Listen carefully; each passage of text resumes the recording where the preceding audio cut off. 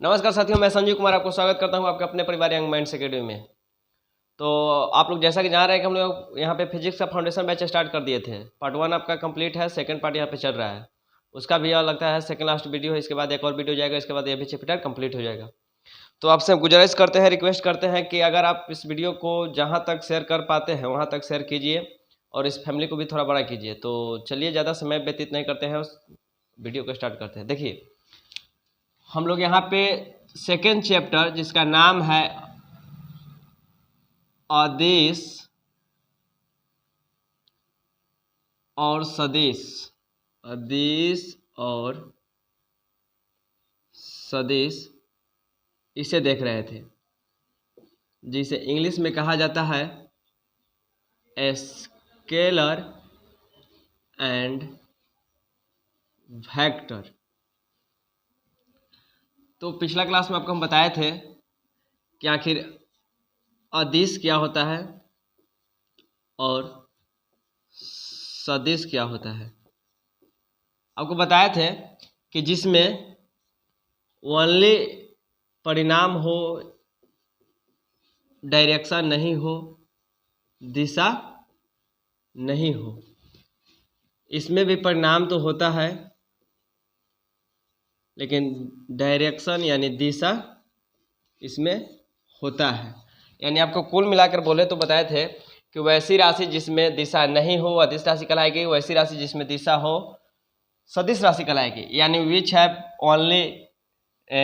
Have no direction that is called scalar and which have present direction that is called vector. साथ ही आपको बताए थे कि देखिए, सदिश को पहचानने के ट्रिक भी बताए थे कि जिसके अंत में व लग जाए, अंत में ना कहे का मतलब कहीं भी व लग जाए, ब लग जाए या न लग जाए। जैसे साथ में बताए थे आपको, जैसे विस्थापन, अगर आपको पता नहीं है कि यह स्केलर होगा या वेक्टर होगा यानी सदिश होगा या अदिश होगा, तो इसमें देखिए व लगा हुआ है और व लगा हुआ है तो यह सदिश होगा। साथ ही इसके साथ आपको बताए थे कि 5 प्रकार का अपवाद है। पहले आप उस अपवाद ही को देख लीजिएगा, क्योंकि अगर वो अपवाद को नहीं देखिएगा तो अपवाद से क्वेश्चन पूछ देगा और वहाँ पे वो ब लगा हुआ रहता है, जिसके कारण आप सदिश टिक कर दीजिएगा और गलत हो जाएगा। तो चलिए, पिछला वीडियो को सारा तो नहीं बता पाएंगे क्योंकि तो फिर ये वीडियो लंबा हो जाएगा। इससे आपसे रिक्वेस्ट करते हैं कि पिछला वीडियो आप जाके देख लीजिए, चैनल पर विजिट कीजिए एक बार, आपके लिए वहाँ पर बहुत अच्छे अच्छे कंटेंट प्रेजेंट है। देखिए, साथ ही आपको हम बताए थे कि आर रिजल्टेंट इक्वल टू होता है under root a square plus b square plus 2ab cos theta. तो चलिए, आज फिर यहाँ से एक क्वेश्चन आपको हम देते हैं न्यूमेरिकल, थोड़ा आप बनाइए। तो दो सदिश न्यूमेरिकल है, क्रमशः 5 न्यूटन तथा 6 न्यूटन है। दोनों के बीच का कोण 60 डिग्री है, 60 डिग्री है। तो परिणामी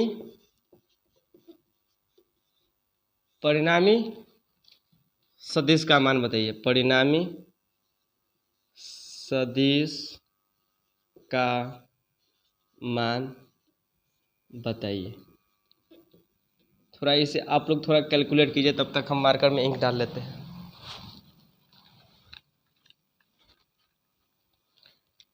तब तक आप उसे हल कीजिए, थोड़ा देखिए, अगर बन जाए तो अच्छा है, नहीं तो फिर तो हम बनाएंगे ही।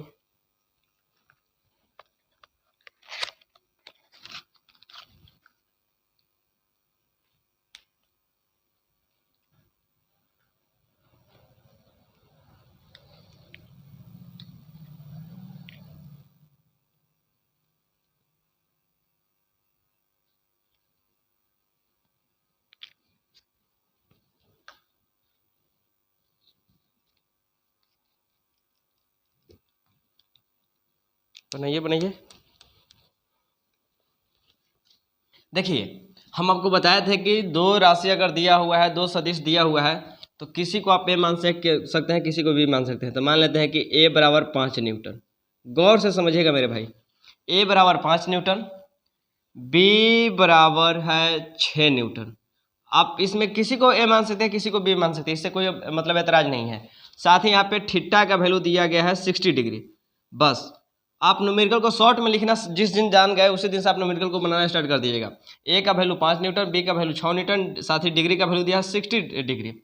इसके बाद हम लोग जानते हैं कि जो सदिश राशि है वो मैथ के रूल्स को फॉलो नहीं करता है, यानी इसके लिए जो स्पेशल फार्मूला इसके हिसाब से जुड़ता है। तो हम लोग जानते हैं कि आर बराबर फार्मूला होता है a square plus b square plus 2ab cos theta. अब ये फार्मूला आपको नहीं पता है तो यहाँ लिखा भी हुआ है, देखिए। तो हम लोग यहाँ से लिख सकते हैं आर बराबर रूट ओवर ए स्क्वायर यानी 5 का square plus b square, b यानी 6 का स्क्वायर लिख दिए, प्लस 2। देखिए यहाँ पे 2 है तो 2 लिखेंगे, उसके बाद ए है तो ए का वैल्यू कितना है 5, तो 2 गुना 5 गुना बी का वैल्यू कितना है, बी का वैल्यू 6, तो यहाँ से लिख देंगे 6 cos थीटा यानी cos और थीटा के जगह पर कितना, थीटा के जगह पर 60 डिग्री। चलिए यहाँ से थोड़ा आगे चलते हैं।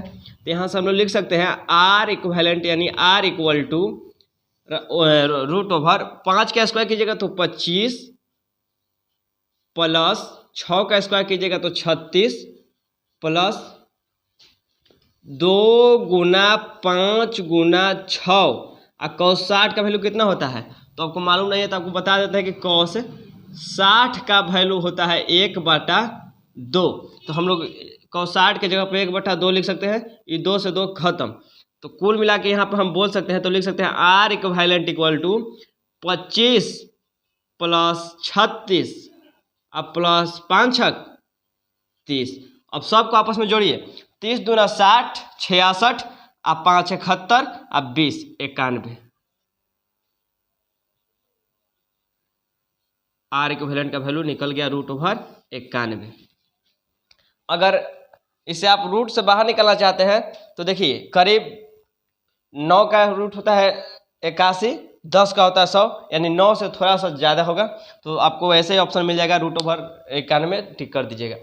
तो मैं उम्मीद करता हूँ कि यहाँ तक आप समझ में आ गया होगा आपको, और यह क्वेश्चन भी आप समझ गए होंगे। देखिए साथ ही आपको बताए थे हम, गौर से एक बात को समझिए मेरे दोस्त, सभी बातों को हम यहाँ पर आसानी से समझाने की कोशिश करते हैं, सिर्फ आप समझिए।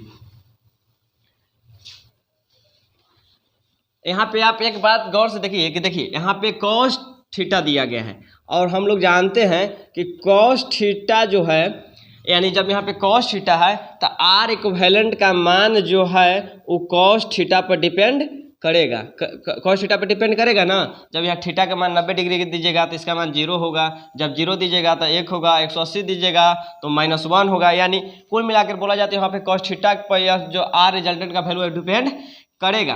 तो जब हम लोग जानते हैं कि cos थीटा का मिनिमम वैल्यू होता है -1 और मैक्सिमम वैल्यू होता है 1, यानी इसका वैल्यू जो है -1 से 1 के बीच में डिफर करता है, यानी इसके बीच में ही रहता है। तो जब हम लोग यहाँ पे 90 डिग्री रखेंगे तो cos 90 का वैल्यू होता है, cos 90 का वैल्यू होता है 0, तो सबको कर देगा 0। तो यहाँ से इसका वैल्यू ए स्क्वायर प्लस बी स्क्वायर सिर्फ बच जाएगा। तो यहाँ से आप हमको थोड़ा बताइए कि देखिए यहाँ से अगर हम लिखना चाहें तो देखिए, तो हम लोग कब देखेंगे कि आर मैक्स का वैल्यू कितना हो सकता है, आर मैक्स का वैल्यू कितना हो सकता है, मैंने सबसे ज़्यादा आर का वैल्यू कब हो सकता है, जब हम लोग थीटा को कितना रखेंगे। तो आप खुद बताइए कि आर मैक्स का वैल्यू कब होगा। देखिए यहाँ से लिख सकते हैं a square plus b square plus 2ab। आप बताइए कि कॉस में सबसे मैक्स वैल्यू कब होता है, तो हम लोग जानते हैं कि cos 0 का वैल्यू 1 होता है, इस cos के सबसे मैक्सिमम वैल्यू है, तो cos 0 पर सबसे मैक्सिमम देगा, तो हम लोग लिख सकते हैं cos 0 डिग्री। देखिए आगे बढ़ते हैं, आर मैक्स इक्वल टू, मैंने आर का सबसे महत्तम मान यहाँ पर मिलेगा, इससे ज़्यादा मतलब कहीं नहीं मिल सकता है। तो R max equal to a x square plus b x square plus 2a आ बी cos 0 का मान हम लोग जानते हैं कि 1 होता है, तो 1 से मल्टीप्लाई कीजिए तो कोई दिक्कत नहीं, तो जस के तस रह जाएगा। तो हम लोग यहाँ से लिख सकते हैं कि आर मैक्स इक्वल टू होगा रूट ओवर, देखिए तो a प्लस बी का होल स्क्वायर लिखा हुआ है, हम लोग जानते हैं कि a प्लस बी का होल स्क्वायर होता है a square plus b square plus 2ab। अब एक में लोग के कन्फ्यूजन होगा बहुते के कि ना सर हम तो ऐसे पढ़े हैं a square plus 2ab plus b square. तो मेरे भाई आप बताइए कि प्लस के साइन के साथ आगे पीछे करने से क्या होगा, जैसे हम लिखते हैं 4 + 5 बराबर भी 9 होगा, और हम लिख देते हैं 5 + 4 फिर भी 9 होगा। तो डिजिट को इधर उधर करने से कुछ नहीं होता है, वैल्यू में कोई डिफरेंस नहीं उत्पन्न होता है, नहीं मिलता है, नहीं प्राप्त होता है। तो हम लोग यहाँ से लिख दे a square plus b square plus 2ab, या लिखे a square plus 2ab plus b square, कोई दिक्कत नहीं है। तो हम लोग जान गए कि केकर फॉर्मूला आता है a प्लस बी का होल स्क्वायर, तो हम लोग यहाँ से लिख दे a प्लस बी का ये होल स्क्वायर का फॉर्मूला है। साथ ही हम लोग जानते हैं कि स्क्वायर से रूट खत्म हो जाता है, तो यहाँ से इसके साथ हम इसको खत्म कर देते हैं, यानी आर मैक्स इक्वल टू होगा R max equal to a plus b, यानी आर रिजल्टेंट का सबसे maximum value a plus b. कहने का मतलब कि मान लेते हैं कि एक 4 न्यूटन है, दूसरा 5 न्यूटन है, तो हम लोग कह सकते हैं कि मैक्सिमम से मैक्सिमम 9 न्यूटन हम लोग को रिजल्टेंट मिल सकता है। वो कब मिल सकता है, जब थीटा इक्वल टू 0 डिग्री होगा। एकरा से ज़्यादा वैल्यू हमको कभी नहीं मिलेगा। जैसे कहने का मतलब हम ऑप्शन में दे देते हैं कि जैसे थोड़ा सा और आगे पहले देख लीजिए, उसके बाद आपको कुछ बताएंगे तो समझ में बेहतर रहेगा। जैसे हम लोग देखें कि आर मैक्स का वैल्यू a प्लस बी होगा, उसी तरीके से देखिएगा कि हम लोग आर मिन मतलब सबसे न्यूनतम कब मिलेगा। तो आप थोड़ा गौर से यहाँ पे समझिए कि आर मैक्स का यानी सबसे महत्तम वैल्यू a प्लस बी मिला, तो हम लोग को सबसे न्यूनतम कितना मिलेगा और कब मिलेगा। देखिए हम लोग यहाँ से लिखना चाहें तो लिख सकते हैं कि आर मिनिमम यानी रिजल्टेंट सबसे मिनिमम कब होगा। तो इसके लिए हम लोग देखिए फार्मूला लिखते हैं a square plus b square plus 2ab cos theta. तो थोड़ा आप हमको बताइए कि कॉस का सबसे मिनिमम के लिए निकाल रहे हैं, तो कॉस का सबसे मिनिमम वैल्यू का कितना होता है, तो कॉस का सबसे मिनिमम वैल्यू होता है -1, और कितना डिग्री पर मिलता है मेरे भाई, तो कॉस 180 डिग्री पर मिलता है, यानी कॉस 180 डिग्री का वैल्यू कितना होता है, -1 होता है। तो हम लोग यहाँ से लिख सकते हैं आर मिनिमम, यानी R minimum equal to √a square plus b square plus 2ab cos theta. और कॉस थीटा के जगह पर क्या लिख सकते हैं, कॉस 180 लिख सकते हैं। काहे लिख सकते हैं कॉस 180, क्या तो हम लोग सब मिनिमम का केस कंसीडर कर रहे हैं, और कॉस 180 पर ही ये मिनिमम देता है। तो यहाँ से लिख सकते हैं R minimum equal to a square plus b square plus 2ab, और कॉस 180 का वैल्यू कितना होता है, -1। तो हम लोग जब यहाँ -1 से इसको गुना कर देंगे तो टोटल को क्या कर देगा, माइनस बना देगा, यानी आर मिनिमम इक्वल टू, फिर से देखिए यहाँ पे एक स्टेप को हम लिखेंगे क्लियर। यहाँ से होगा a square plus b square minus 2ab, एक साथ ही माइनस गुना कर लेगा, और जब देखिए प्लस के साथ माइनस गुना करता है तो सिंबल माइनस का आता है, तो हो गया a square plus b square minus 2ab। अब आप बताइए कि a माइनस बी का होल स्क्वायर का फॉर्मूला क्या होता है, तो होता है a square plus b square minus 2ab। तो फिर यहाँ पे लोग कहेगा कि ना ऐसा पढ़े हैं, हम तो ऐसा पढ़े थे, कैसा, तो कि a square minus 2ab plus b square. तो फिर वही बात कि जब सिंबल के साथ हम डाटा को डिजिट को आगे पीछे करेंगे तो कोई अंतर नहीं आएगा मेरे भाई, इसलिए आप परेशान मत होइए। तो हम लोग जानते हैं कि a माइनस बी का होल स्क्वायर होता है a square plus b square minus 2ab, या इसी को आप ऐसे बोल सकते हैं a square minus 2ab plus b square, उससे कोई दिक्कत नहीं है। तो हम लोग यहाँ से लिख सकते हैं आर मिनिमम इक्वल टू, एक एकड़ फार्मूला हो गया, तो a माइनस बी का होल स्क्वायर का फार्मूला हो गया। और हम आपको यहाँ पे बताए थे, देखिए कि बार बार यही नहीं, मैथ में भी कहीं भी ऐसा अगर देखिए कि स्क्वायर है और रूट ओवर है, तो स्क्वायर से रूट ओवर कैंसिल हो जाएगा, तो स्क्वायर के साथ ये रूट ओवर कैंसिल, यानी आर मिनिमम का वैल्यू आ गया, आर मिनिमम का वैल्यू आ गया a माइनस बी। तो मोटा मोटा आप इसे थोड़ा ध्यान में रखिए। देखिए आपको यहाँ पर बताया था स्पष्ट रूप से देख लीजिए कि आर रिजल्टेंट मैक्स कब हो सकता है, यानी मैक्सिमम, तो मैक्सिमम के लिए 0 डिग्री होना चाहिए और देगा a+b, यानी आर मैक्स का वैल्यू होगा, यानी और आर मीन का वैल्यू यानी मिनिमम का देख सकता है, तो मिनिमम देगा 180 डिग्री पर, और हम लोग साथ ही जानते हैं कि 180 डिग्री का मान जो होता है -1 होता है, इसलिए यहाँ पे हम लोग को आर मीन मिल सकता है a-b। यहाँ तक आपको हम समझ, मतलब मेरा उम्मीद है कि यहाँ तक आपको कोई दिक्कत नहीं हुआ होगा। अगर फिर भी अगर कोई दिक्कत है तो एक बार वीडियो को आप बैक करके देख सकते हैं। देखिए यहाँ से आप गौर से समझिए कि आर मैक्स के लिए बता रहा है, दोनों को जोड़ दीजिए, सबसे महत्तम मिलेगा, उससे ज़्यादा नहीं मिल सकता है, कभी नहीं। मिनिमम कब मिलेगा, जब दोनों को घटा दीजिए। तो आप हमको थोड़ा बताइए कि अगर हमसे कोई क्वेश्चन पूछे कि एक है 6 न्यूटन और दूसरा है 7 न्यूटन, डिग्री के बात यहाँ पे नहीं है, बस इतना बताया जा रहा है कि एक है 6 न्यूटन, दूसरा है 7 न्यूटन, तो बताइए कि कितना के बीच में वैरी करेगा। थोड़ा ऑप्शन से आप बताइए। 15, 13, 1 सब न्यूटन में, जब न्यूटन में आ रहा है तो न्यूटन में, और डी 5 न्यूटन। तो इसमें से आपसे क्वेश्चन पूछना ही चाह रहा है, चाहे पूछेगा कि बताइए कि ई सदिश से का, फिर से सुनिए, ई सदिश से एकरा में से कौन सा वैल्यू हमको नहीं मिल सकता है, ई सदिश से कौन सा वैल्यू इसमें हम लोग को नहीं मिल सकता है। तो हम आपको बताएं, आप ध्यान से थोड़ा सुनिए, यहाँ पे आपको एकदम कॉन्सेप्ट जो है क्लियर हो जाएगा। देखिए आपको क्या बताएं कि मैक्सिमम से मैक्सिमम हम लोग को मिलेगा a+b, तो 7 × 6 13, 7 × 6 13, यानी मैक्स हम लोग को कितना मिल सकता है, महत्तम। एकरा से ज़्यादा हम लोग को कहियो नहीं मिलेगा, 13 न्यूटन से, 13 न्यूटन से ज़्यादा हम लोग को कहियो ना मिलेगा।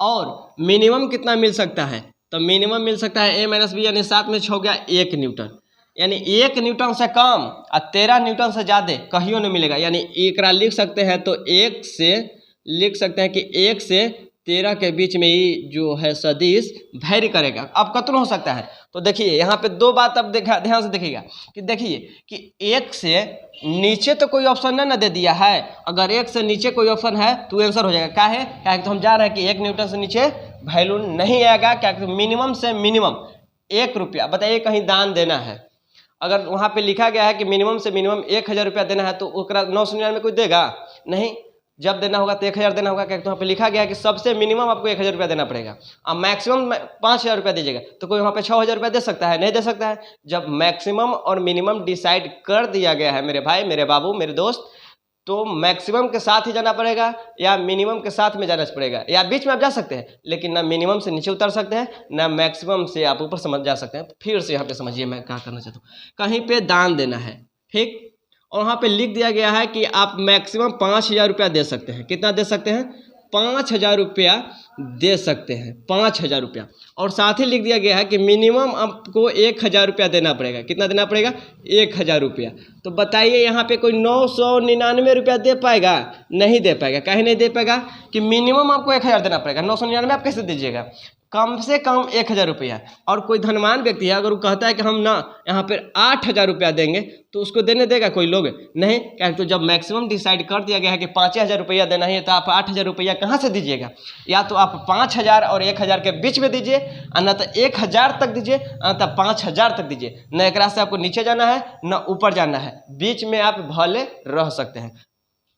वैसे ही यहाँ पे देखिए कि 1 से 13 के बीच में, 1 से नीचे तो कोई ना है, तो देखिए 1 से नीचे यहाँ पे कोई नहीं है, 15 है, 13 है, 1 है, 5 है, यानी 1 है, 1 आ सकता है, कह रहा है कि 1 आएगा, लेकिन 1 से कम नहीं आएगा। यहीं पर अगर ऑप्शन हम दे देते कि बताइए 0 न्यूटन, खटाक से टिक कर देते कि यही नहीं होगा। क्या, तो कह रहा है कि 1 से कम ना, 1 से देखिए कम आप दे दिए हैं 0, ये चलते यहाँ पर तो नहीं दिया गया है अभी फिलहाल के लिए। देखिए 1 न्यूटन है, 1 न्यूटन कह रहा है कि होगा।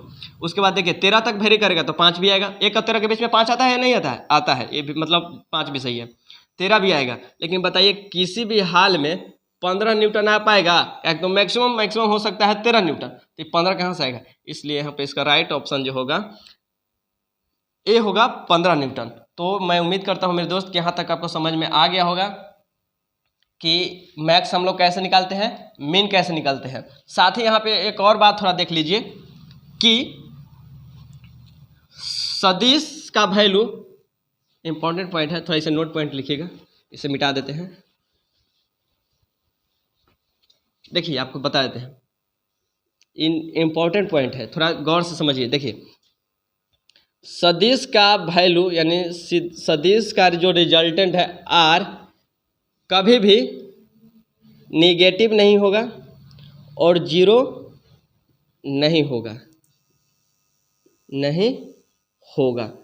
काहे नहीं होगा ऐसा बात, देखिए गौर से समझिए क्या कहना चाहते हैं। हम जानते हैं कि आर रिजल्टेंट का फार्मूला जो होता है a square plus b square plus 2ab अभी के लिए कॉस को हटा देते हैं, थीटा पे डिपेंड करता है, अभी के लिए इसको हटा देते हैं। फिलहाल अभी गौर से समझिए, हम जान रहे हैं कि ए का आप निगेटिव भी वैल्यू दीजिएगा यहाँ पे तो स्क्वायर है। स्क्वायर एगो ऐसा मशीन है कि एकरा में आप जब भी डाटा को निगेटिव दीजिएगा तो ये पॉजिटिव कर देगा। तो कहने का मतलब हम बताएं कि -3 न्यूटन, तो -3 न्यूटन को जब स्क्वायर कीजिएगा तो कुछ होगा 9, यानी माइनस को हटा देगा। तो बताइए जब इसके अंदर स्क्वायर लगा हुआ है और 2 डिजिट पे स्क्वायर लगा हुआ है तो कभी वैल्यू को ये निगेटिव होने देगा? नहीं होने देगा।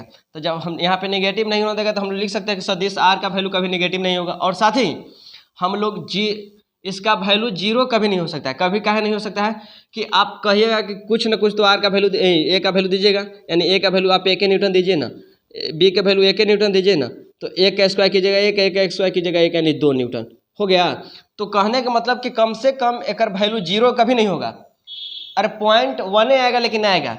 और साथ ही कह सकते हैं कि निगेटिव कभी नहीं होगा। तो कितना लोग यहाँ बुद्धिजीवी दिमाग लगा रहा है कि ना आएगा, हम ए का वैल्यू जीरो लगा रख देंगे या बी का वैल्यू जीरो रख देंगे। तो आप बताओ मेरे भाई, जब ए का वैल्यू जीरो रख दिया, बी का वैल्यू लगा जीरो लग दिया, तो आप बल कहाँ लगाए? कहने का मतलब कहिए कि हम 0 न्यूटन एन लगाए और 0 न्यूटन एन लगाए, तो आप बताइए कि आप बल कहाँ लगाए? जीरो मतलब कोई बल लगाए हैं? नहीं लगाए हैं। इसलिए हम कह सकते हैं मेरे दोस्त मेरे भाई कि सदिश का यानी आर रिजल्टेंट का वैल्यू निगेटिव कभी नहीं हो सकता है, कभी नहीं हो सकता है, कभी नहीं हो सकता है, और साथ ही जीरो नहीं हो सकता है। इसका वैल्यू जो है वह मैक्स और मीन के बीच में बफर करते रहता है, यानी उसी के रेंज में आता है। तो हम उम्मीद करते हैं कि यहाँ तक आपको समझ में आ गया होगा। इसके बाद एक और वीडियो जाएगा, इसके बाद जो सदिश और अदिश चैप्टर है कंप्लीट हो जाएगा। तो मैं उम्मीद करता हूँ मेरे दोस्त कि आपको वीडियो अच्छा लगा होगा। अगर वीडियो अच्छा सच में लगा है तो दोस्त तक शेयर कीजिए, इस भी चैनल मतलब इस परिवार को थोड़ा बड़ा कीजिए, अपने भाई को सपोर्ट कीजिए। तो चलिए मिलते हैं नेक्स्ट वीडियो में, तब तक के लिए बाय, थैंक यू, जय हिंद।